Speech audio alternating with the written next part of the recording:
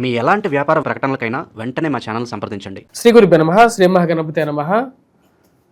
కుంభరాశి వారికి రాబోతున్నటువంటి అక్టోబర్ నెల ఎలా ఉండబోతుందని చూద్దాం. కుంభరాశి వారికి అక్టోబర్ నెల అనేది చాలా ముఖ్యమైనటువంటి నెలగా కూడా చెప్పడం జరుగుతుంది. ఈ యొక్క అక్టోబర్ నెలలో ఎందుకు ముఖ్యం కుంభరాశి వారికి అంటే, ఈ యొక్క నెలలోనే ఈ రాశిలో ఉండేటువంటి వారికి కొన్ని చేంజెస్ అనేవి జరుగుతున్నాయి. గ్రహస్థితిలో వచ్చేటువంటి మార్పులు, వీరి మీద ఉండేటువంటి ప్రభావం ఎలా ఉండబోతుందని చూద్దాం. ముఖ్యంగా ఈ యొక్క నెలలో మేజర్ ట్రాన్సిట్ ఒకటి జరుగుతున్నది. మేజర్ గ్రహ మార్పులో వచ్చేటప్పటికి గురువు యొక్క మార్పు.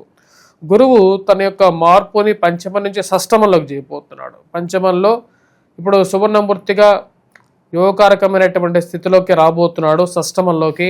అదేవిధంగా వచ్చేటప్పటికి ఉచ్చ స్థాయిలోకి రాబోతున్నాడు అన్నమాట. ఇది గురువు యొక్క స్థితి. అదేవిధంగా రవి యొక్క స్థితిలో కూడా మార్పు జరుగుతున్నది.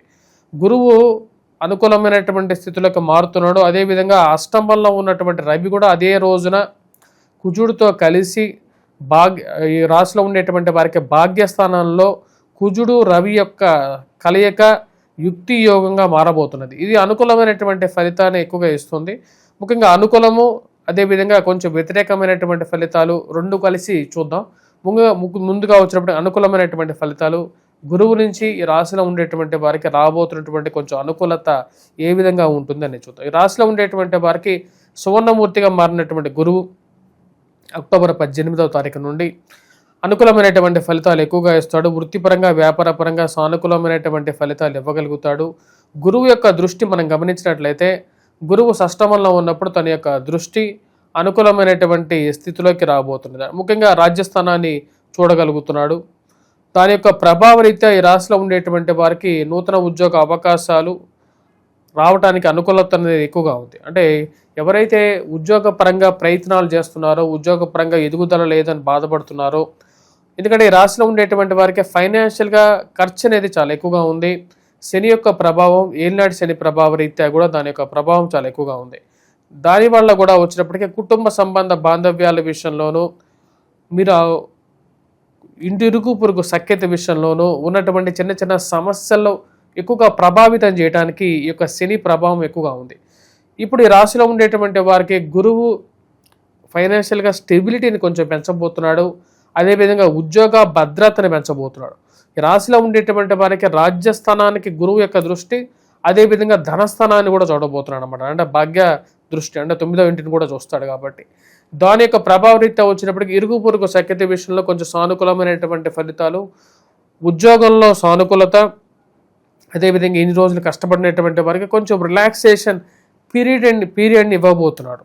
ఏవైతే ఇన్ని రోజులకు చాలా వరకు కోల్పోయారో ఆ కోల్పోయినటువంటి విషయాల్ని తిరిగి తెచ్చుకోగలుగుతాను అనేటువంటి ఒక నమ్మకాన్ని ఇవ్వగలుగుతాడు. ఈ రాశిలో ఉండేటువంటి వారికి గురువు యొక్క సానుకూలమైనటువంటి స్థితి యోగాన్ని ఇవ్వగలుగుతుంది. వివాహ ప్రయత్న సంబంధితమైన విషయాల్లో సానుకూలమైనటువంటి ఫలితాలు ఇవ్వగలుగుతాడు. రజతమూర్తిగా ఉన్నటువంటి గురువు పంచమంలో రాజ్యస్థానంలోకి ఎప్పుడైతే షష్టమంలోకి మారబోతున్నాడో అక్కడ ఈ రాశిలో ఉండేటువంటి వారికి తను ఒక సువర్ణమూర్తిగా మారబోతున్నాడు. సువర్ణమూర్తిగా మారి తద్వారా వచ్చినప్పటికీ కొంచెం అనుకూలతని ఎక్కువగా ఇవ్వబోతున్నాడు. ఈ రాశిలో ఉండేటువంటి వారికి ఈ యొక్క మార్పు అనుకూలమైనటువంటి ఫలితాలు ఇస్తుంది. అదేవిధంగా ఈ రాశిలో ఉండేటువంటి వారికి శుక్రుడు అష్టమంలో సంచారం చేయటం వల్ల దాని యొక్క ప్రభావం ఈ రాశిలో ఉండేటువంటి వారికి కుటుంబ సంబంధ బాంధవ్యాల విషయంలో సానుకూలత, సమసప్తక దృష్టిలో శనికి శుక్రుడికి పరస్పర సమసప్తకాలు అయిపోయాయి.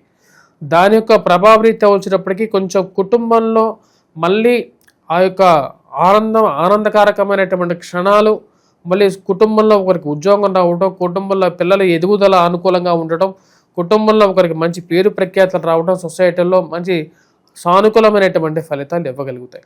అదేవిధంగా ఈ రాశిలో ఉండేటువంటి వారికి అష్టమంలో ఉన్నటువంటి రవి అక్టోబర్ 18వ తారీఖున భాగ్యస్థానంలో కుజుడితో కలవబోతున్నాడు. ఈ యొక్క ప్రభావం అనేది అంత పాజిటివ్నెస్ అనేది ఇవ్వదు ఈ రాశిలో ఉండేటువంటి వారికి. ముఖ్యంగా వచ్చినప్పటికీ నెగిటివ్ టర్మ్స్లో దాని గురించి ఎక్కువగా వివరించడం జరుగుతుంది. ఇప్పటివరకు నేను పాజిటివ్స్ చెప్పాను, ఇప్పుడు నెగిటివ్స్ ఎటువంటి ప్రభావాలు, ఎటువంటి ఇది కొంచెం నెగిటివ్గా జరగబోతుంది, దాని గురించి కొంచెం జాగ్రత్తలు కూడా తీసుకోవాలి అనేది మనం చూద్దాం. ముఖ్యంగా ఈ రాశిలో ఉండేటువంటి వారికి భాగ్యస్థానంలో రవి నీచత్వ స్థితిలోకి వెళ్ళిపోతున్నాడు. దీని యొక్క ప్రభావం అయితే ఈ రాశిలో ఉండేటువంటి వారు తండ్రి గారి ఆరోగ్య సంబంధితమైన విషయాలను, కొన్ని లక్ ఫ్యాక్టర్స్ విషయంలోనూ, దగ్గరగా వచ్చినటువంటి కొన్ని విషయాలు దూరంగా జరగడం, ఇలాంటివి కొన్ని జరుగుతూ ఉంటాయి. అదేవిధంగా ఈ రాశిలో ఉండేటువంటి వారు ముఖ్యంగా విదేశాన ప్రయత్న సంబంధితమైన విషయాల్లో జాగ్రత్తగా ఉండాలి. అదేవిధంగా నూతన ఉద్యోగ అవకాశాలలో కోసం ప్రయత్నం చేసేటప్పుడు ఈ యొక్క ఉద్యోగం ఏదైతే ఉందో చేస్తున్నటువంటి ఉద్యోగాన్ని వదిలి అక్కడికి వెళ్ళేటప్పుడు కొన్ని జాగ్రత్తలు తీసుకోవాలి. అక్కడ ఉద్యోగం ఎలా ఉంటుందో ఎలా ఉండదో అని చెప్పి తెలుసుకొని పూర్వాపరాలన్నీ పరిశీలించుకున్న తర్వాత 1-2 సార్లు తెలుసుకున్న తర్వాతే ముందుకు వెళ్ళాల్సినటువంటి ముఖ్యమైనటువంటి సూచనగా చెప్పడం జరుగుతుంది.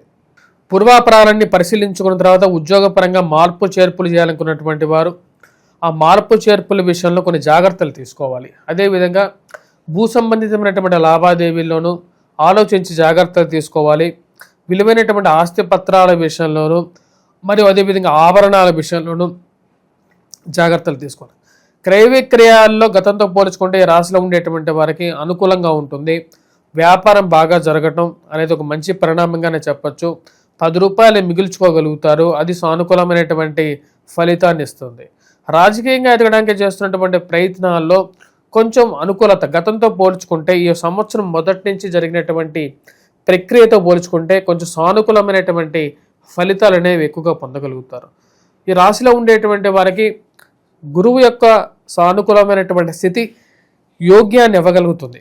అదేవిధంగా విద్యార్థులు విద్యా సంస్థల్లో పనిచేస్తున్నటువంటి వారికి ప్రింట్ అండ్ ఎలక్ట్రానిక్ రంగం మీడియాలో పనిచేస్తున్నటువంటి వారికి గృహ సంబంధితమైనటువంటి విషయాలు గృహోపకరణాలు అమ్మేటువంటి వారికి ఆ షాపులు పనిచేసేటువంటి వారికి వస్త్ర దుకాణాల్లో పనిచేసి అమ్మేటువంటి వారికి పుస్తక రంగం ముద్రణలో ఉండేటువంటి వారికి అదేవిధంగా ఇక బ్యాంకింగ్ రంగ సెక్టార్లో పనిచేస్తున్నటువంటి వారికి కూడా అనుకూలమైనటువంటి స్థితిలో ఉన్నటువంటి గురువు యోగ్యాన్ని ఇవ్వగలుగుతాడు.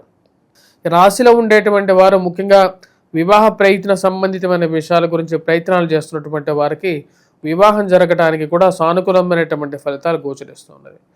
బంగారం పనిచేసేటువంటి వారికి అనుకూలంగా ఉంటుంది. చేతి వృత్తుల వారికి కూడా అనుకూలమైనటువంటి ఫలితాలు, పురోహితులు, వేద పండితులు వీరికి కూడా అనుకూలంగా ఉంటుంది. ఈ యొక్క గురువు యొక్క మార్పు అనేది యోగ్యాన్ని ఇవ్వగలుగుతుంది. రాశిలో ఉండేటువంటి వారు ఈ యొక్క గ్రహస్థితిని గమనించాలి. అదేవిధంగా కుజుడు రవి యొక్క స్థితి అంత సానుకూలంగా లేదు. దానికి తగిన విధంగానే కొన్ని పరిహారాలు కూడా చేసుకోవాలి. ఈ రాశిలో ఉండేటువంటి వారు ముఖ్యంగా ఈ యొక్క నెలలో గమనించినట్లయితే ఎటువంటి పరిహారాలు చేసుకోవాలి అనేది కూడా మనం చూద్దాం. ఈ రాశిలో ఉండేటువంటి వారు ముఖ్యంగా పరిహారం చేసుకోవాలంటే జన్మరాశిలో రాహుగ్రహ సంచారం జరుగుతున్నది. దీని యొక్క ప్రభావం వైవాహిక జీవితం మీద ఉంటుంది. సో రాహు వచ్చేటప్పటికీ ముఖ్యంగా మానసికమైనటువంటి స్థితిని ఎక్కువగా పరీక్షిస్తూ ఉంటాడు. ఈ యొక్క మానసికమైనటువంటి స్థితికి మూల బిందువు అధినాయకి వచ్చేటప్పటికీ మన అమ్మవారు లలిత అమ్మవారు. లలిత సహస్ర పారాయణం చేసుకోండి.